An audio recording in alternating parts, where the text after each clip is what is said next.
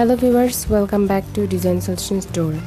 গত ক্লাসে আমরা ভিডিও এডিটিংয়ের যে ক্লাসটা নিয়েছিলাম সেখানে আমরা দেখিয়েছি যে ইমেজ, অডিও এবং ভিডিও উইদাউট অডিও এই ফাইলগুলো, অনেকগুলো ফাইল যখন থাকবে তখন কিভাবে আমরা সেগুলো এই যে এভাবে ফোল্ডার আকারে সাজিয়ে রাখবো।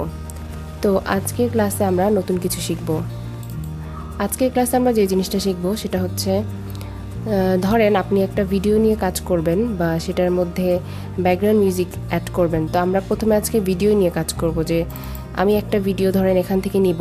এই ভিডিওটা আমি সোর্স যে পোর্শনটা আছে, সোর্স প্যানেল বা সোর্স মনিটর যেটাকে বলে, আমি এখান থেকে আমার ভিডিওটা প্রথমে সোর্স মনিটরে নিয়ে যাব। তো কিভাবে নিয়ে যাব সেটা আমি আজকে দেখাবো, এবং সোর্স মনিটর থেকে কিভাবে টাইমলাইন হয়ে প্রোগ্রাম যে পার্টটা এখানে আমরা ভিডিওটা দেখব।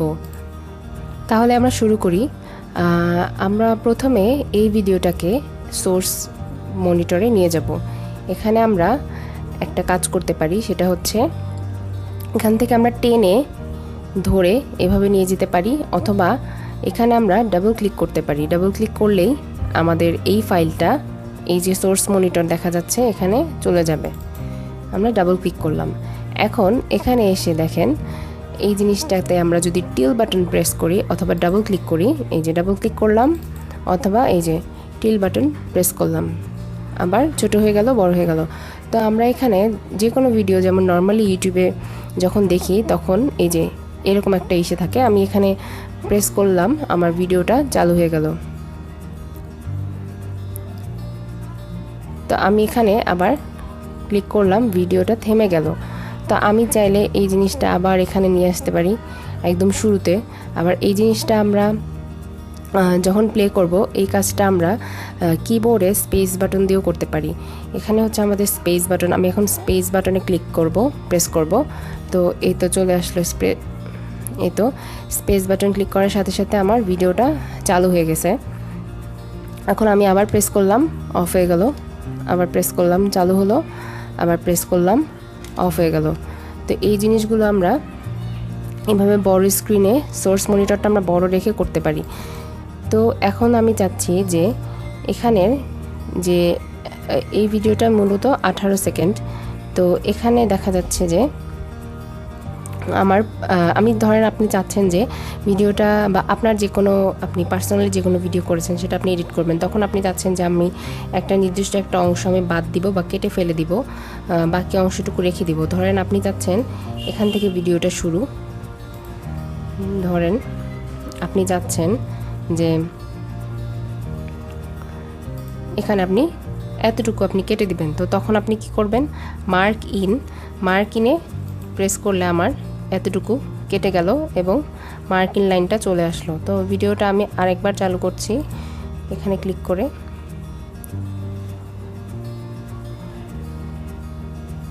আমি এবার অফ করে দিব। আমি চাচ্ছি যে লাস্ট যে অংশটা এতটুকু রাখবো না। তো তখন আমি কি করব, মার্ক আউট, আমার মার্ক ইন এবং মার্ক আউট অংশটা সিলেক্ট হয়ে গেল। তো আমি যদি চাই যে এখানে পুরোটা দেখাবে, কারণ হচ্ছে ভিডিওটা আপনি চাইলে এই জায়গায় যদি আপনি ইসে করেন আপনি বাড়াতে পারবেন। যেমন আপনি যে অংশটা কেটে ফেলেছেন সেটা আমি আপনি এইভাবে ড্র্যাগ করে করে কমাতে বাড়াতে পারবেন। আবার এই দিকেও যদি আপনি চান যে কমাবেন বাড়াবেন, এই দিকেও পারবেন।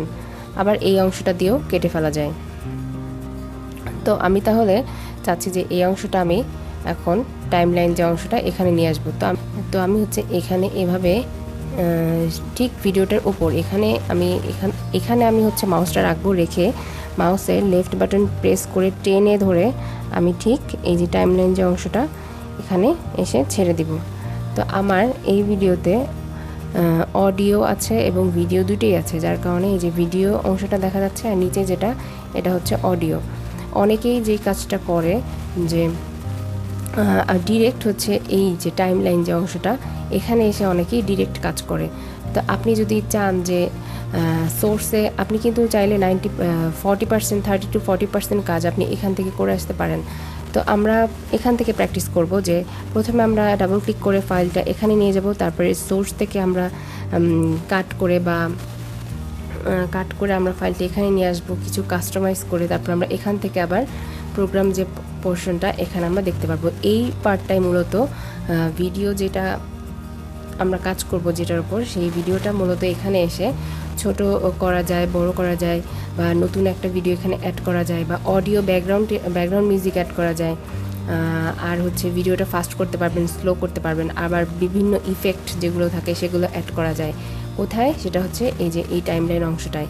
তো অনেকে ডিরেক্ট এখানে কাজ করে, কিন্তু আমরা যদি এখান থেকে কাজটা করে আসি, যেমন আমি আমার যতটুকু ভিডিও আমি ইউজ করব ততটুকু আমি এখান থেকে কাট করে আমি নিয়ে আসলাম, আমার কিন্তু অলরেডি 30% কাজ হয়ে গেছে।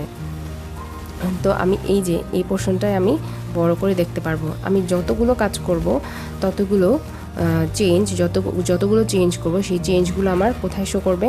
এই যে প্রোগ্রাম যে প্যানেলটা, এখানে এই প্রোগ্রামের এখানে এসে এই জিনিসটা আমাদের শো করবে যে ভিডিওটা কতটুকু আছে। ভিডিওটা এখানে 10 সেকেন্ড আছে, তো এই জিনিসটা এখানে শো করবে। তো আবার ধরেন আমি নতুন একটা ভিডিও হচ্ছে আমি নিয়ে আসতে যাচ্ছি,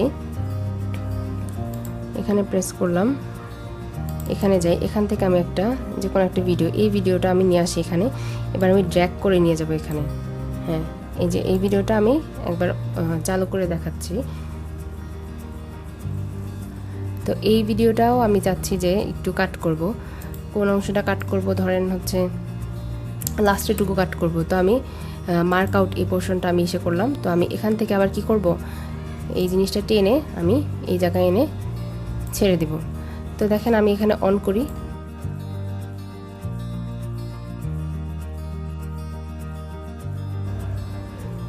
এই অংশটায় মূলত আমরা দেখতে পারবো যে কি চেঞ্জ হয়েছে, সেই জিনিসগুলো আমরা এখানে দেখতে পারবো।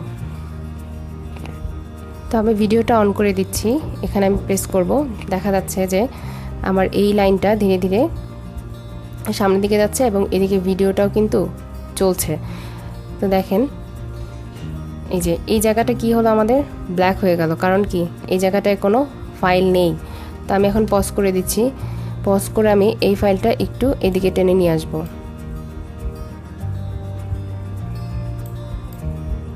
একটু এদিকে টেনে নিয়ে আসবো। তো আমি ভিডিওটা এবার আবার চালু করছি।